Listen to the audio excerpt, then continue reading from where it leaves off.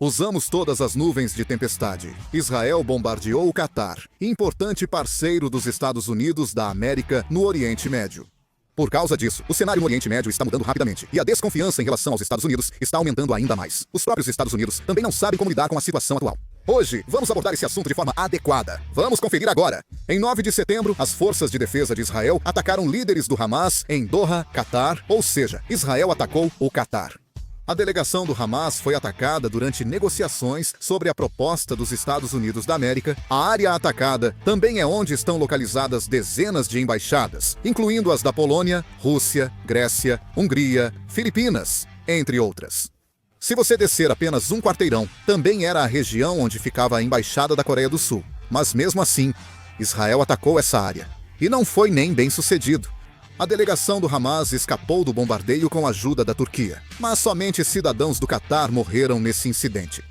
Com isso, o mundo se agitou. O Catar apoia o Hamas, mas também é aliado dos Estados Unidos da América e abriga uma base aérea americana. Além disso, como o Catar estava mediando o cessar-fogo, o mundo inteiro está criticando Israel nesse momento.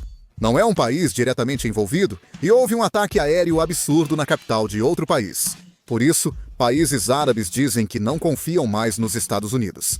Com o ataque de Israel ao Catar, países do Oriente Médio questionam a capacidade dos Estados Unidos da América de garantir segurança. A maioria dos países do Oriente Médio, com pouca força militar e população, garantiu sua segurança confiando nos Estados Unidos da América em troca de fornecer petróleo. Mas, quando o Catar foi atacado, mudaram de ideia. O ataque de Israel ao Catar indica que outros países podem virar alvos a qualquer momento. Como disse, o Catar tem a maior base aérea dos Estados Unidos da América no Oriente Médio e compra várias armas americanas. Os Estados Unidos da América não conseguiram impedir o ataque aéreo. Claro, Israel avisou antecipadamente os Estados Unidos sobre o ataque aéreo, mas assim que os Estados Unidos da América ligaram apressadamente para o Catar e desligaram o telefone, o ataque aconteceu imediatamente. Então, não houve tempo para reagir. Além disso, há relatos de que Israel tentou atacar a liderança do Hamas, que está na Turquia. Então, o clima no Oriente Médio está ficando cada vez mais tenso.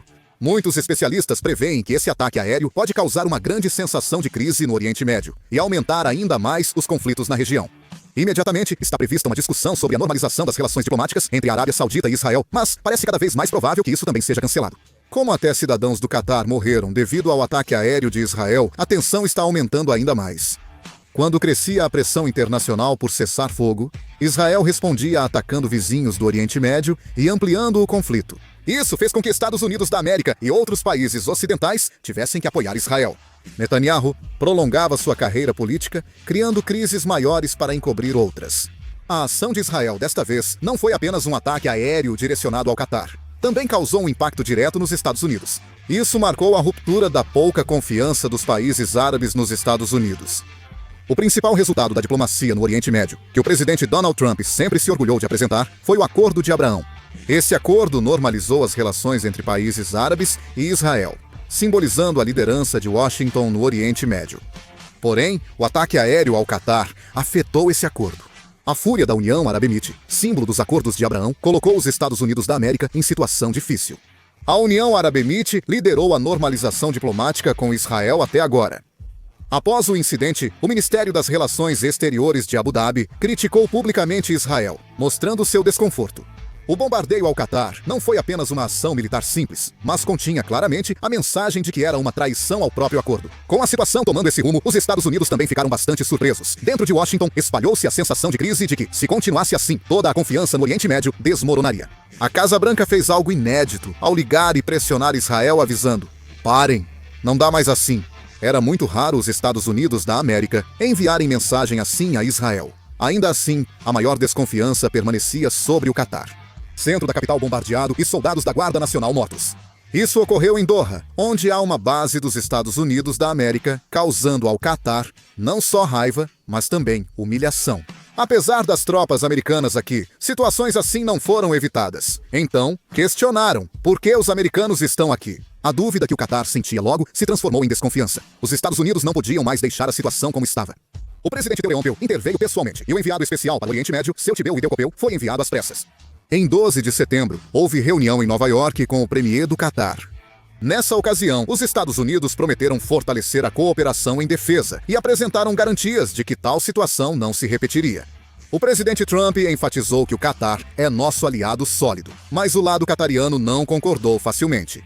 A fissura não foi resolvida só com palavras, e os Estados Unidos foram pressionados por mais ações para restaurar a confiança.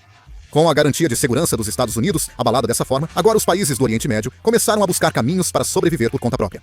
O clima é de que acabou a era em que se sentiam aliviados apenas olhando para Washington, como faziam no passado.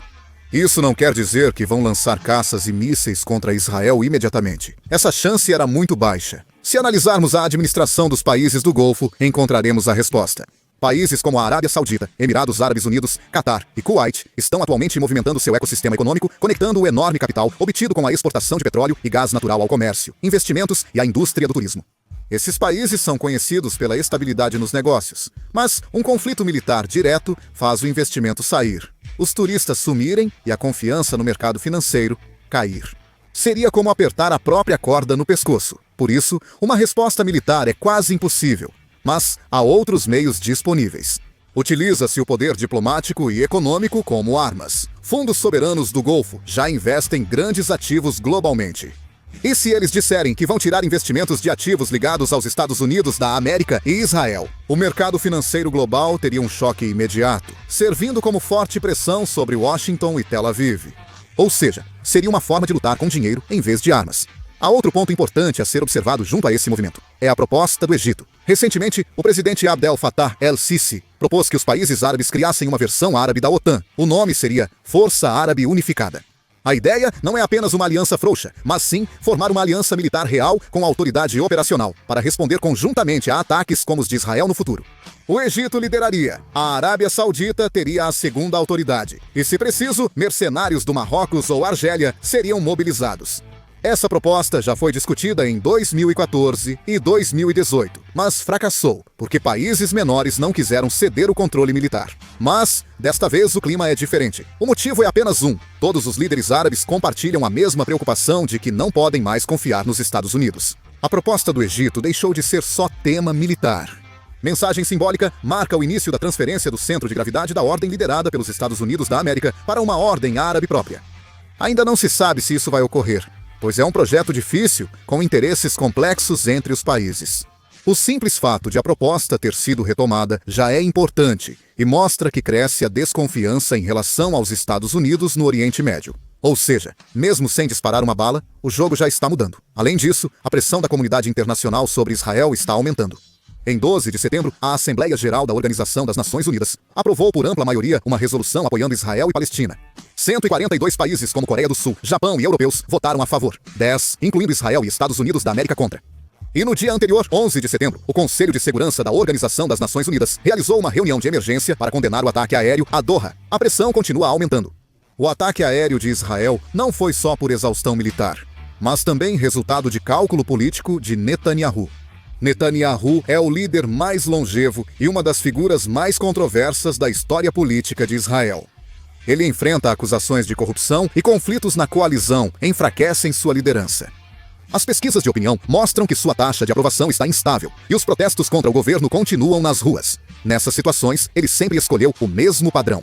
É justamente a tática de encobrir uma crise com uma crise ainda maior. Quanto mais pressionado ele fica na política interna, mais ele aumenta as ameaças externas de segurança para desviar a atenção do povo para fora do país. Com o prolongamento da guerra com o Hamas e o aumento dos ataques à faixa de Gaza, a população foca mais na crise de segurança do que nos escândalos políticos. Desta vez, a pressão internacional por cessar fogo cresceu muito. Então, Netanyahu precisava de uma nova crise. O bombardeio ao Catar foi exatamente essa carta. Ao atacar com precisão a capital de outro país, ampliaram a linha de frente e buscaram aumentar o conflito, método eficaz a curto prazo. Ao alegar combater a ameaça externa, a união interna aumenta. Na verdade, dentro de Israel, com o aumento das vozes que defendem a necessidade de proteger a segurança nacional, as críticas políticas contra Netanyahu diminuíram temporariamente. A longo prazo, isso é arriscado, pois faz Israel perder a confiança internacional e dificulta a posição de aliados como os Estados Unidos. Mesmo assim, Netanyahu escolheu essa jogada arriscada para prolongar sua sobrevivência política. No fim das contas, essa situação pode ser vista tanto como uma operação militar, quanto como o resultado de cálculos políticos. Atualmente, o cenário no Oriente Médio está mudando rapidamente. O que acham da situação? Deixem opiniões nos comentários. Encerrando o vídeo por hoje.